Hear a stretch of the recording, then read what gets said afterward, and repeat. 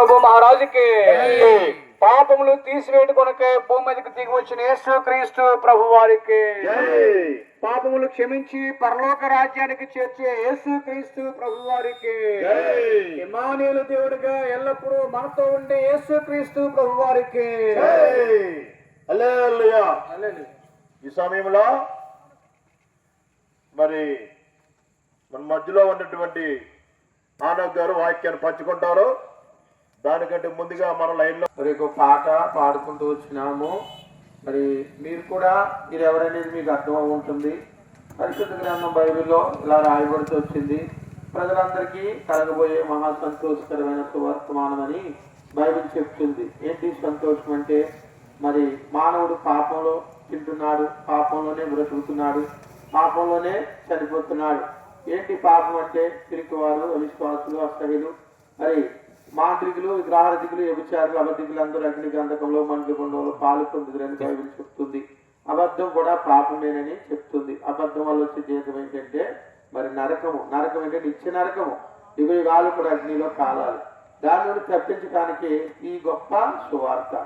మన ప్రభువైన యేసు క్రీస్తు వారు మరి పాపులందరి కొరకు లేదా మనందరి కొరకు కలవరి శిలువలో తన ప్రాణమును పెట్టి తన రక్తాన్ని సిందించి భూమి మీద ఉన్న మానవులందరినీ పరిశుద్ధులుగా చేసి యథార్థవంతులుగా చేసి మరి తండ్రి అయిన దేవుని ఎదుట సంపూర్ణులుగా చేసి నిలబెట్టాలని ఆయన మరి అనేకమైనటువంటి దేవుని దాసుల్ని ఏర్పరచుకున్నారు.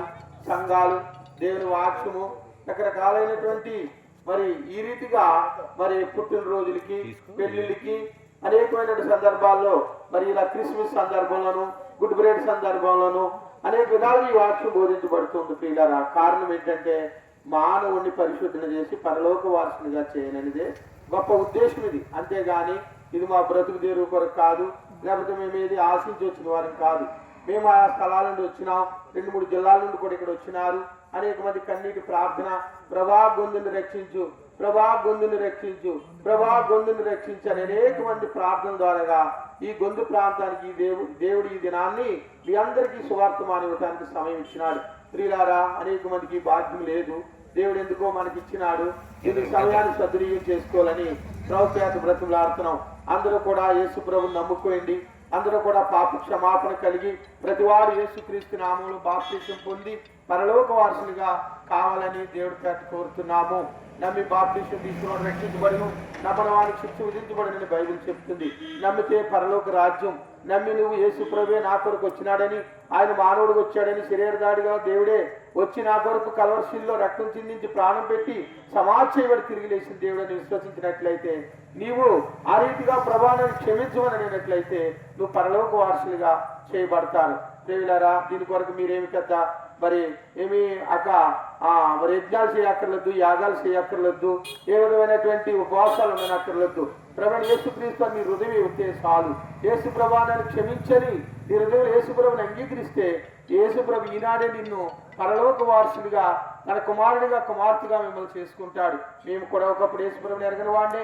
ఒకప్పుడు ఇట్లా ఈ రాజు సువార్త చెప్పినప్పుడు, యేసు ప్రభువా నన్ను నువ్వు క్షమించు, నా పాపాలు క్షమించు, నా అబద్ధాలు క్షమించు, నా దొంగతనాలు క్షమించు, నా విధేయత, నా తిరుగుబాటుతాను అంతటిని క్షమించమని అడిగినాను. ప్రభు నన్ను కూడా క్షమించాడు, నిన్ను కూడా క్షమిస్తాడు. ఈ రాత్రి గుడిమల్లో మరి తెల్లపంతులో ఉన్నటువంటి కాలనీలో ఈ రాత్రి అక్కడ సువార్త కూడా జరుగుతుంది. దేవుని దాసులు అక్కడ గొప్ప వర్తమానము మన కొరకే సిద్ధపరుస్తున్నారు. మీరు వచ్చినట్లయితే ఎంతో మేలు పొందుతారు. మీ కొరకే ప్రార్థించి మేము ముందుకు వెళ్తాం. పరిశుద్ధుడైన మా పరలోకపు తండ్రి, వందనాలు ప్రభా. పొంది ఈ ప్రాంతం అంతటి బట్టి మీకు ఎంతో వందనాలు. దీవించి ఆశీర్వదించండి ప్రభా. నాయన ఇది మతము కాదని, ఇది మార్గమని ఈ ప్రజలందరూ తెలుసుకున్నట్లు సహాయం చేయండి ప్రభా. మరి మీ దయ్యంతో వారందరూ దర్శించి నీ రాజ్య వారసులుగా, నీ సొత్తుగా చేసుకోండి నాయన. నీతి గల నీ నోటి మాట బయలువేలున్నది, అది అర్థం కానేరదు అన్న ప్రభా. ఇది మా మాట కాదు, మా తలంపులు కాదు, మా ఆలోచనలు కాదు, మా భక్తి కాదు. ఇది కేవలం ప్రభా నీ ఉద్దేశం అని తండ్రి ప్రజలందరి కొరకే తెలియజేస్తూ వచ్చాం.